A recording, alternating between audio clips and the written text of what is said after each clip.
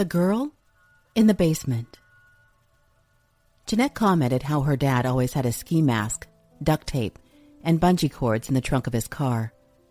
Makes her nervous to think about it now. And then she'll follow it up with, a lot of men in Missouri probably had those things in their car. She told me her grandpa, the 40-year prison guard, and her dad would cuff her and tie her up. She says they were lessons about fighting back, getting free. Jeanette talks about her dad encouraging her to watch slasher movies with her friends and that would scare them. She says he was a constant peeping Tom, tickled them until they were screaming and crying, wiped spit on her face during kisses, turned his hand, fingers up, and grabbed her as she sat down. No space when swimming at Spring Lake. I mean, I don't want to get into any graphic things, but like he would at night, I mean, I could take my shoe off right now and crack my toes. I did it constantly for a reason. The way I would know that he was sneaking into my room is his toes would crack when he was coming in. And so I would practice that to myself as a little girl, going, okay, listen for that sound. And I still crack my toes. What she can't shake the most? The man who traveled house to house in small towns with no one watching.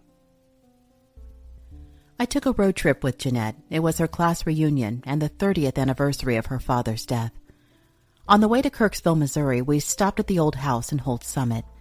A decade or so earlier, Jeanette had visited this house to face demons. The older couple who lived there then still lived there. And they were fantastic. The woman remembered Jeanette and didn't hesitate for 1 second to let us in.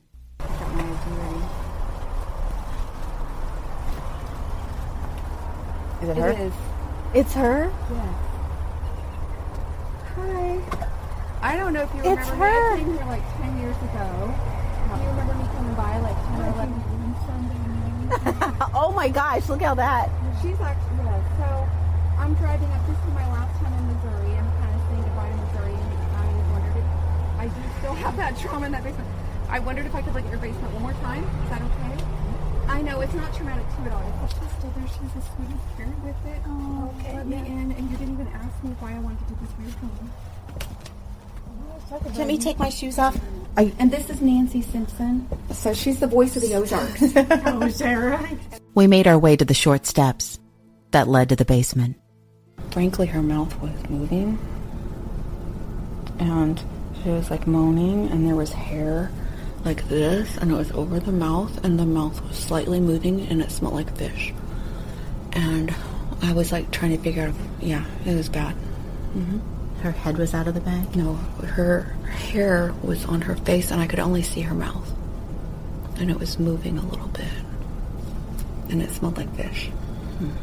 And the rest of her body was in the bags, like zipped. Yeah. Zipped up to her neck.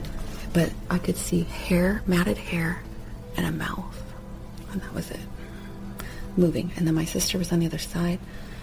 And then I was like, well, should we get her some... We were trying to figure out what to do for her. That's all I remember. And that was all I remember. And as far as that moment, then that's what 30 years has been about.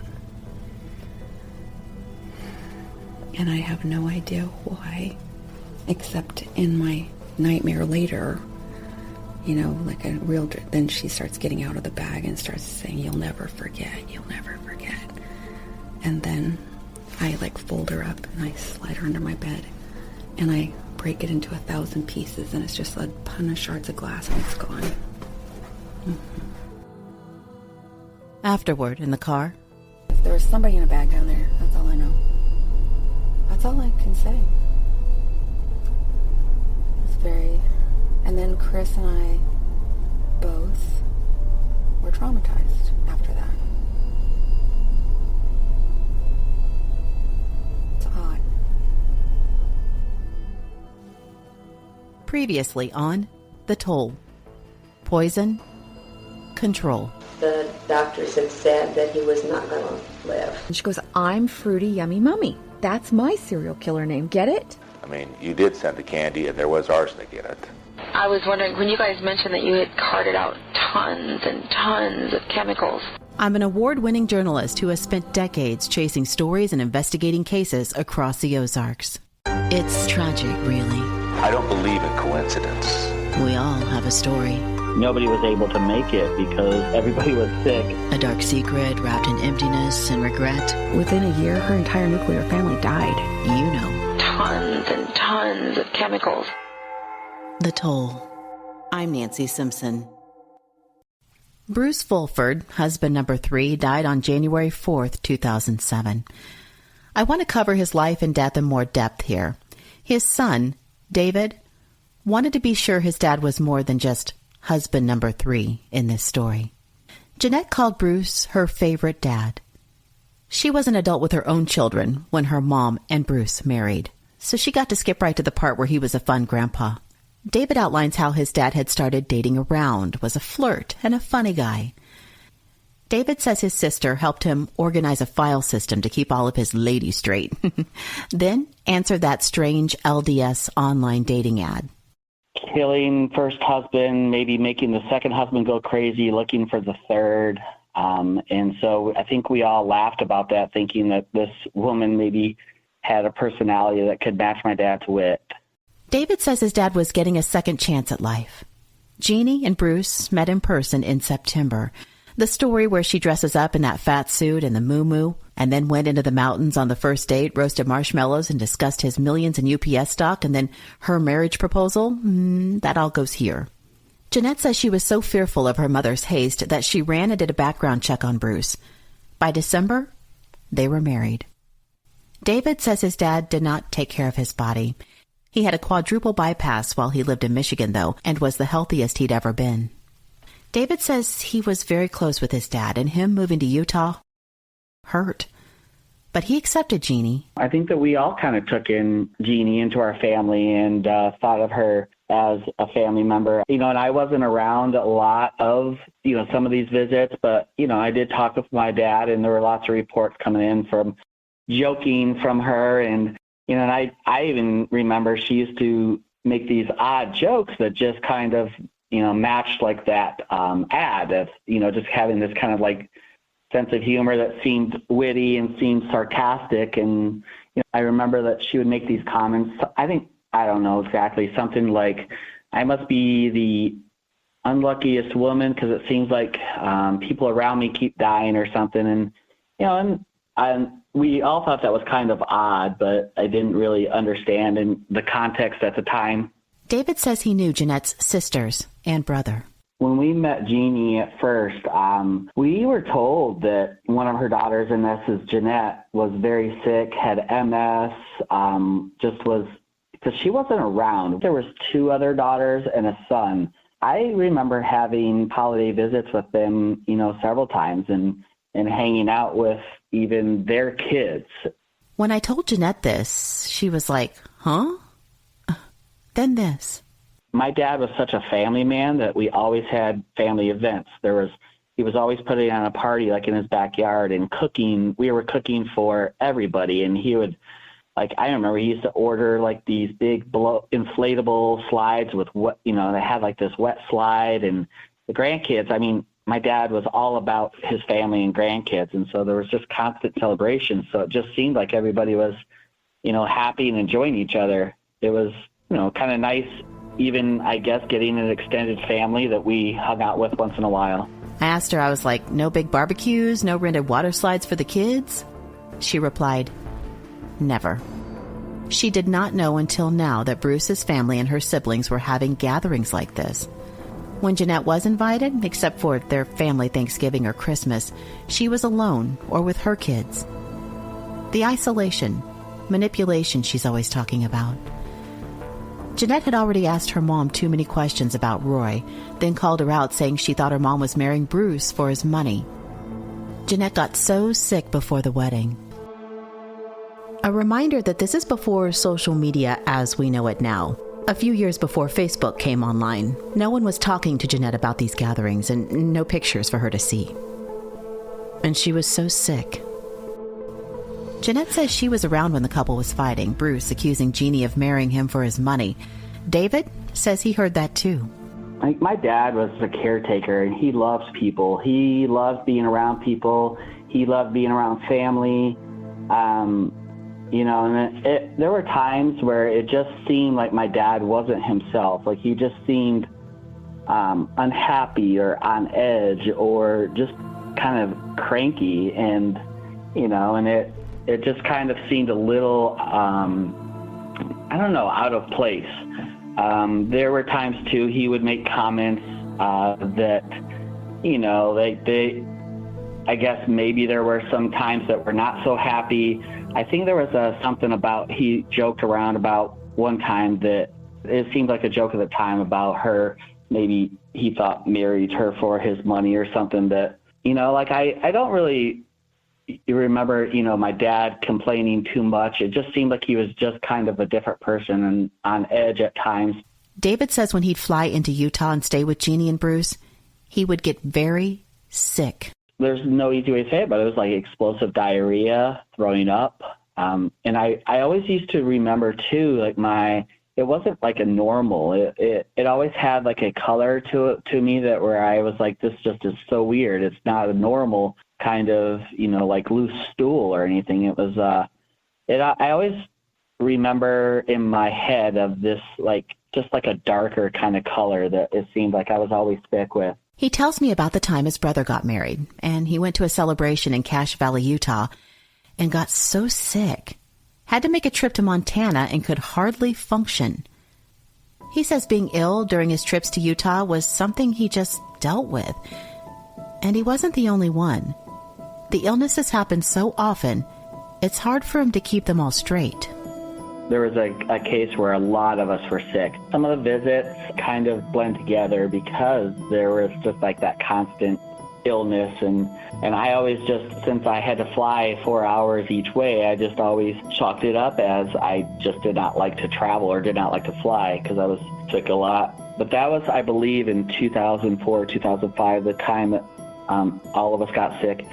And my sister, I have a sister and her husband that always traveled with me, and it was all of us that were always sick. And we always stayed with my dad and Jeanne because they had finished downstairs that had, like a bedroom or two. And so that made it easier for us just to stay with them. His brother-in-law he talks about there was so sick, baffled doctors, surgeries. He was in bad shape. David was there. Didn't know if he was going to make it. This man also had severe vision problems. David says he remembers his sibling talking about a card Jeanne sent him that read something like, "This appears to be no accident. Have a safe and happy birthday." It had a dead cartoon person on the front with its eyes crossed out. I've also heard rumblings of Jeanne sending another card to a sibling, people sick and Bruce on the verge of dying, and it read, "Thanks for a memorable Christmas." They found it inappropriate.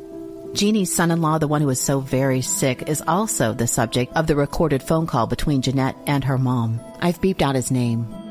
So what do you think? Did they do a metals test on? I think they have, yes. And they're doing some additional testing right now on his adrenal glands. They really are baffled. If it is cancer, they cannot find it any place. His doctor at Johns Hopkins took a bunch of tests, and he said that his adrenal gland tests or a bunch of his tests were negative. But he said sometimes you get false positives or false negatives, on tests. And so he referred him to a specialist there in Michigan to have him do a bunch of other tests on the adrenal glands. And he said that if they turn out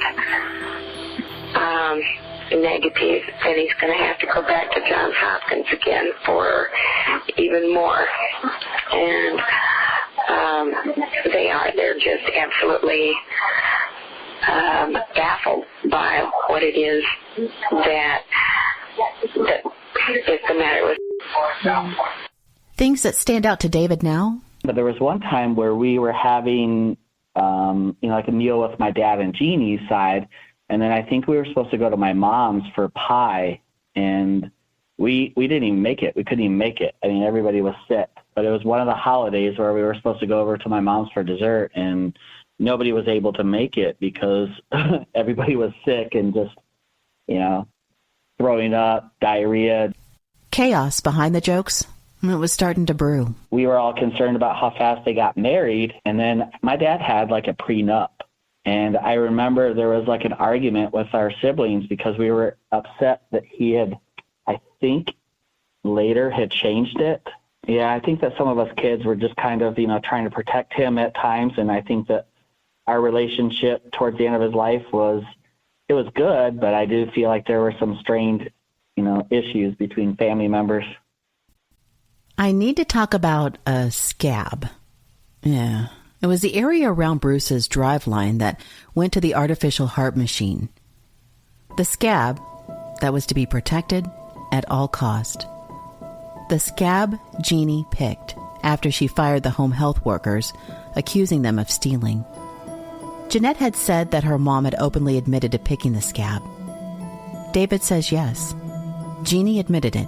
She thought that she was doing the right thing to help him. Do you remember the conversation of her admitting that she picked the scab, but the story was that she thought that she was helping him by removing the scab, maybe keeping it clean, because everybody knew that was the area that, had to be protected at all times. And so that is, I guess, what caused his infection. And then that was basically, spread throughout his body, which, of course, then they couldn't do anything to help him. I let David listen to the recorded conversation between Jeanette and her mother, the part where she admits that she picked that scab. So did he get mad at you for that? Like, does he blame you for that? Or does he just... He told me, that he wasn't putting the blame on me. But we both know that actually it all, that it was my fault. And you said it was a tiny one, like... It was. And now it's big. And any tiny little thing that goes on is just magnified so much. His reaction? They're kind of defeating as a person, just, I guess, feeling some of the things that my dad did at the time. Just to think that somebody who loved him supposedly would do something like that is just kind of out of touch with reality to me, to think that picking a scab near, an exit wound of a device that is keeping someone alive would be helpful. That is along the lines of many things now, looking back in some of these conversations and some of these jokes and all these things. It just is very hard to hear about someone that I was not able to spend a lot of time with in the last few years of his life just because we were across the country, and just to hear about some of the sufferings that he would go through. I want to address a couple of emails about this. This one is from 2008. It's from Bruce's artificial heart doctor in Utah to Jeanne's attorney for the wrongful death lawsuit brought on after his death, after Jeanne got his money. The doctor wrote in part, "Without Mrs. Fulford's care and devotion, Mr. Fulford would have died much, much sooner than he did. Mrs. Fulford was completely dedicated to Mr. Fulford and devoted to making his life as good as possible. Her loyalty to Mr. Fulford was never questionable to me or to other providers and staff. Mrs. Fulford was remarkably efficient and careful in taking care of his sterile dressing changes with the LVAD and in caring for him after his leg was amputated." The doctor goes on to write, "When a patient goes through medical challenges such as those faced by Mr. Fulford, it would be natural for families to be stressed. However, I never once observed any behavior on the part of Mrs. Fulford that was anything but lovingly supportive of her husband. Her affection for him was obvious. She labored as hard as I have ever seen any spouse has in caring for an LVAD patient. Further, I never observed any signs or heard any symptoms that Mr. Fulford had that could be suspected of being related to spousal abuse or neglect." This email from 2013, 3 years after the end of the FBI investigation, Jeanette is confronting her mother about this, saying she can't believe Jeanne freely admits to picking the scab, knowing how important it was to Bruce's survival. She writes, Can you see how that really seriously bothered me based on everything else? And she goes on to say, I just didn't understand how you went for it yourself. Jeanne replies that Bruce was very hairy, and sometimes hair would grow in the driveline. Jeanne, the mom, wrote, the only way I could get rid of this was with a pair of sterilized tweezers. One time I accidentally pricked his skin and caused a little cut. On anyone else, that would have healed immediately. This never did. It scabbed over and then became infected. Then, in order to try and heal it, I opened the scab to allow the infection to drain. A large amount of pus came out, and they eventually recommended a topical medication. I tried it, and that made the area around his wound much worse, and the skin to come off. I always blamed myself for causing the cut and making the choice to open that scab in the first place, but the doctors told me that the infection was already there, or it would have healed. I was honored by the artificial heart team for excellent wound care because Bruce was able to live so long with his heart. When he died, he was among the top 5 longest living people in the world with artificial heart support. For David, Bruce's oldest son, so many thoughts come flooding in. The things that felt strange at the time, but they dismissed. Like this. My dad had one of the most famous comb-overs for his whole life. It was such a joke. I mean, he would even fold it over in front and flop it in his face. And it was just, he had that. That was his look. It was horrible. He looked like a Friar Tuck, And so, again, this is one of those moments where looking back, I'm like, what the heck? Because somehow she convinced him. We always used to talk about that with him too, but somehow she convinced him to, and this was late, maybe the last year or so, I think, where she actually convinced him to shave his head, and I loved it. I thought it looked good because the comb over wasn't doing him any benefits, and so it was just very odd that somehow at the tail end that he finally shaved his head. David says he can't prove anything and didn't want to say it, but I will. You can't pluck a hair for lab testing if there isn't any. Right? Maybe I'm way off base. I want to add that Jeanette remembers the Fulford siblings talking about their father hallucinating. Jeanette had called her neurodoctor to ask questions about it. Her father, and the note about terrorists. He was certainly paranoid, but was he also hallucinating? Roy, his son, saying the house was torn up as his dad was looking for something. Fighting demons, as he described it. Was Roy hallucinating? Jeanette hallucinating before she went to the Mayo Clinic looking for answers. And now Bruce. There's another story I want to put in here. There's this thing about Jeanne. Jeanette saying her mom would do and say odd things that would leave people spinning out in their mind. If she was hurting people, you could describe them as maybe distractions. Like this. A story about Jeanne talking to Jeanette and Bruce's children. You guys, I picked up way too much cash. I have got just so many $20 bills. If you'll just write me a check, because we're stuck in the hospital, just give me a check and I will hand you 20s. I know it sounds crazy, but I can't go around the hospital with all this cash. And so people were buying off her 20s and giving her checks and taking off with the 20s. Jeanette remembers it was a flutter. David talks about the end of his father's life. The last holiday. There were some loose ends. It was a really emotional time. We bought him presents, even knowing that he was going to die. We had the normal Christmas.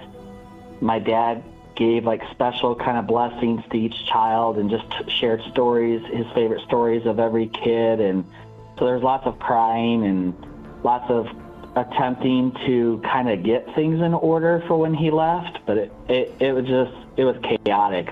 Things were rushed. I don't think that there was a time where my dad is literally drugged up, and I think that they had a notary woman or something where she was signing something, and my dad was out of it, and Jeanne basically took my dad's hand and signed it. I think that had to do with some sort of payment, that everything had been changed into her name, and so there was some sort of kind of guilt or whatever where they were trying to get something to give us kids at least some sort of little bit of payout before he died. Wait, so Bruce was drugged up, some papers needed to be signed, and Jeanne took his hand and signed the papers? They witnessed this? Yeah, this was all like back in like their bedroom. So we did see that, and we thought that was just odd, but I think we thought that was like benefiting us, and so we didn't really exactly know what was going on. I know there were conversations afterwards that was weird that she had signed for him or signed his signature. The trust was turned over to Jeanne. It had millions in it. Yeah, and from what I understand, my dad had several things that were switched to her name. Like, I believe there was even a life insurance plan that he even had back when he was with UPS that was in my mom's name, I think, too, that was switched over. So from what we were told, everything was switched into her control. And I do remember her just convincing him that she would take care of everything. We got a small payout at the end. Well, even that took some battle for that to actually happen because it wasn't done like it was said. The only thing we have right now is something that if she were to eventually pass, like a life insurance type thing. And so that was, the only thing that we had. Everything was changed into her name that he had originally. When I look at Jeanette's emails to authorities and to another round of private investigators, she describes how Jeanne got rid of all of Bruce's things immediately after he died. As you'll learn, Jeanette worked with Bruce's family after his death on the civil suit, so she was in the know. She was a frontline person whose siblings confided in. She was being told stories from Bruce's children who were spending more time in their father's home. This email is directed to the local detective in Utah and private investigator Mark Nozak. It's July 2009. Jeanette has been studying the criminal code in Utah and wonders if code number 75 could lead to a charge of second-degree murder for her mother, Jeanne. She writes, "The basis for my question is this. Did Bruce have an advanced health care directive document that no one seems to know about as stated in the code, or did he have an informed consent signed and witnessed by two people who were not directly affected by his finances, stating that he was wanting to give up his right to fight for his life?" I'm going to paraphrase and summarize the rest. Jeanette is also concerned his cause of death is sepsis on the death certificate, the direct result of her mother picking that scab. She points out that if doctors are unwilling to look at Bruce's vomiting and sickness, then focus on the last year of his life instead of searching for a toxin. Maintains his health so she can have control of his money, but when his $1 million 100% insurance is capped and Bruce is planning on a third artificial heart, she writes Jeanne sabotages his health by picking the scab. Infection ruined his first artificial heart. Accused home health nurse of stealing takes over as sole caregiver. She continues to try and talk him out of his third heart, even as he's trying to get finances worked out. Bruce's children witnessed confrontation when Jeanne told family that they were going to let him go and not do the surgery. He yelled, "Thanks a lot, Jeanne." Jeanne tried pulling the plug, his oldest daughter calling police, and Bruce saying, "Hell no, I want to live every minute that I can." Guided his hand to sign documents. Jeanette goes on and writes, "The morning that he did die, she had him embalmed immediately, burned his chair, had nursing staff come in and sterilize the entire house, dumped his bed somewhere, and had his things being trucked out to charity that same day." She stopped giving him insulin at crucial times and left a voicemail for Bruce's son-in-law, asking him to write a letter to the FBI saying he was the one who gave Bruce his meds that last week. David says that phone message to his brother-in-law, yes, he remembers when that happened. You know, at the end of my dad's life, he was pretty drugged up at times. And so conversation where she was trying to cover and have him say that he was the one that was giving him medicine. David says just days later, when the funeral took place, all of his dad's things were gone. Closet's empty, chair gone. Not even any pictures. Because I remember when we came out for his funeral, it was as if he didn't even exist. He says everyone was shocked. Then, if you'll remember, David found out mere hours before giving the eulogy at his dad's funeral that Jeanne was being investigated by the FBI for possibly killing his dad. And maybe others. Holy shit. I'm a very good read of people, and it was such a fake time because there was lots of emotions thrown, but no real tears ever. You know, the crying on my shoulder and me holding her, and, you know, and I just remember never like a red eye. All the pictures of my time during that time, all the family members had, you know, those red eyes of crying. And so watching a woman act in a way that just wasn't fitting in with how everybody else was acting. After the funeral, the gravestone went up. It was Jeannie's project. It has a little landscaping etched in on it, and then on the right half it reads, Bruce W. Fulford. Then in quotes, the Candyman. Bruce and Jeannie used to travel around the neighborhood in Utah handing out candy to the kids. That was his nickname. Then, on the tombstone, is his birth date and death date. The family was fine with all of that. But then, in the right corner, is an etched picture with a man and a woman in a Gator-type ATV vehicle. Yeah, it symbolizes Bruce and Jeannie riding in this thing. Jeannie putting herself on Bruce's tombstone. I do remember us talking about that's like, something that we obviously are not happy with, and it's not a thing that we want to remember. She was in control of all family kind of affairs at that time, and so I think that was probably, not probably, but that was obviously her decision to put that on the tombstone, and I know that we were not happy with it. David says the family was relieved the FBI was taking over. He says the small-town police, they just weren't equipped for this.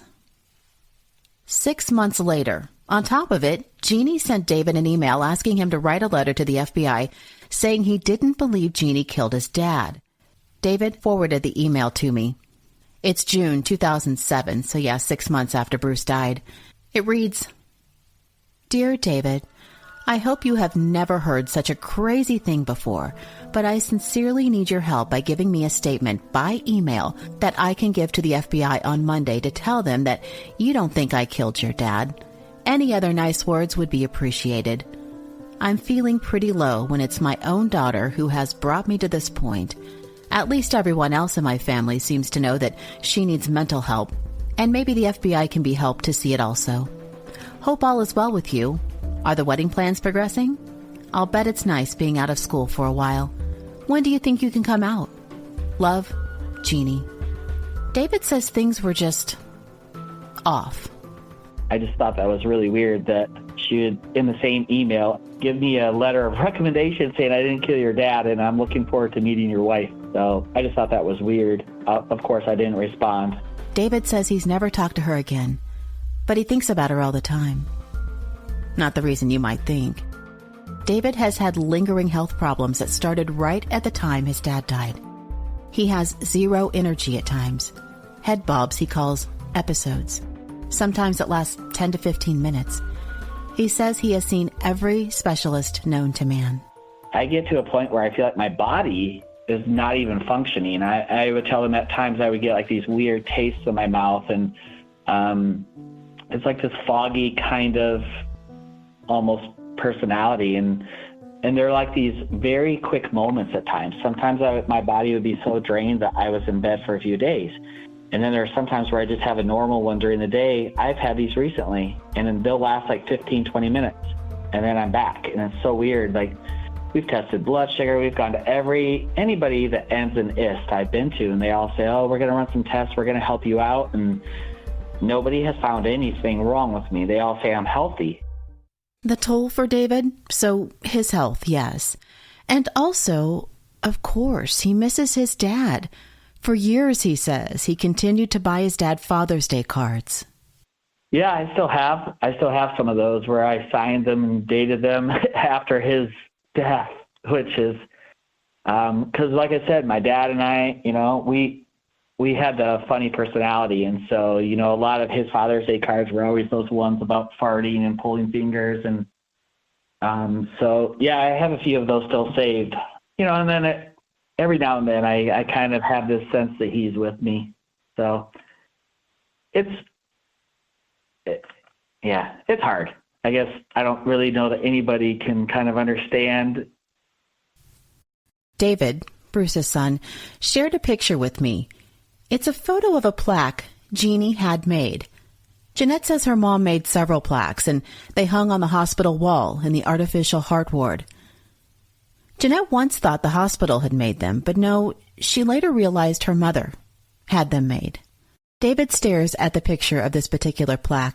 And it has a picture on the plaque of one Halloween after he got his leg amputated. He dressed up as a pirate with his stump in a wheelchair, and she dressed up like a black witch next to him. Oh, that's not all. Let me give you a complete description. On the left is a picture of Bruce in his wheelchair dressed like a pirate. Hat, eye patch, sword, the whole 9 yards. His leg, as David had said, had been amputated, so there was a wooden stump for his leg. Jeanne is standing next to him dressed as a witch, all black. Black dress, pointed hat, and long black hair. Then on the right side is this. Engraved at the top it says Bruce and Jeanne Fulford. Next it says, livin' life and lovin' it. And then under that it says, each of the 1,254 days, thank you all. Then under that, a list of his hardships with dates. First LVAD, July 30th, 2003. Amputation, February 1st, 2005. Second LVAD, July 13th, 2005. Then at the bottom it says Bruce W. Fulford, September 11th, 1943 to January 4th, 2007. Did she make a plaque of accomplishments? I mean, I put that in quotes. For Bruce? Is this a trophy? Like her cartoon likeness being on his tombstone, her middle name on her mother's tombstone, the salt and pepper shakers from her mother's cabinet, this plaque? I don't know what to think about all this. Strange behavior. What do you think? Odd, yes. But is there something more here? As David was describing this plaque to me, he realized it had his dad's death date on there. I think before this, he thought that they made the plaque together, or his dad knew about this plaque. That hit him in the moment, like he paused. He was like, oh, wait, she made this after he died.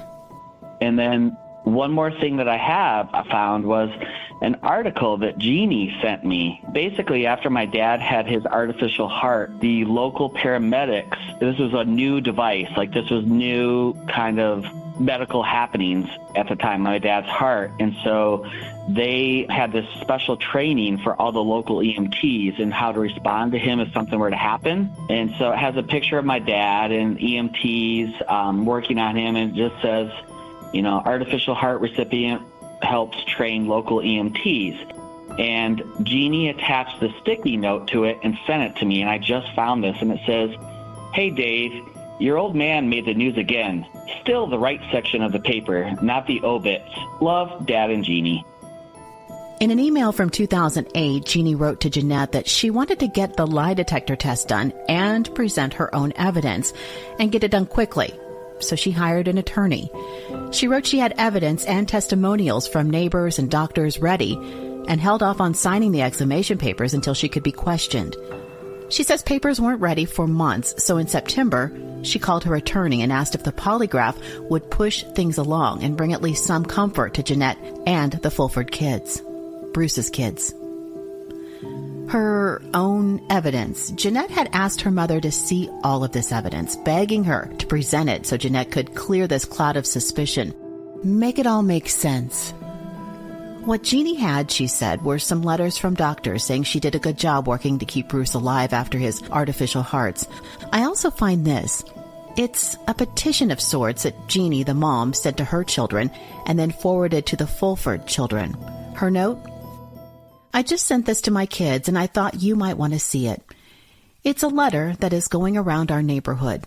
It asks for signatures at the end. Supposedly people in the neighborhood wrote it. It's weird to me. It's really long, like everything else. It says things like, from the first day the love shone on their faces.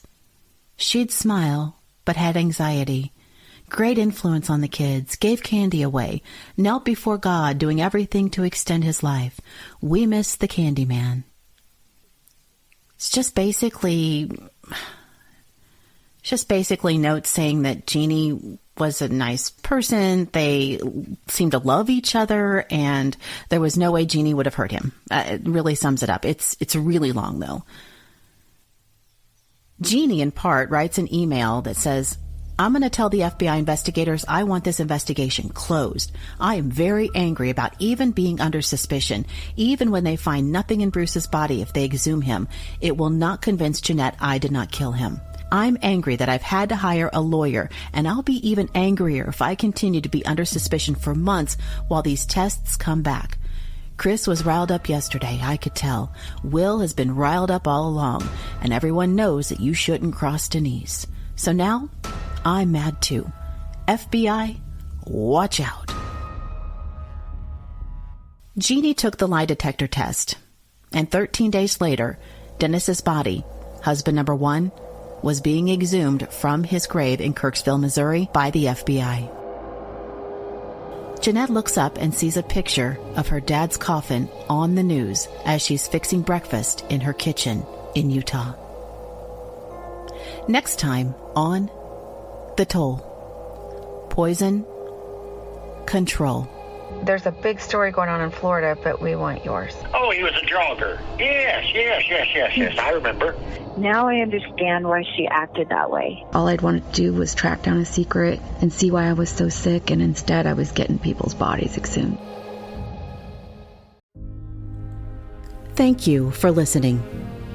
The Toll Podcast, Season 2, Poison Control, is a production of The Toll, LLC. Creator, investigator, host, and audio producer, me, Nancy Simpson. Executive producer, Pamela Shelby. Original intro and recording by Jay Lashley. Special thanks to Shelby Powers for assisting with web design and original brand identity. Music by Fesleyan Studios. Reproduction or any part of this broadcast without the express permission of The Toll, LLC is prohibited. Get updates at our website, thetollpodcast.com.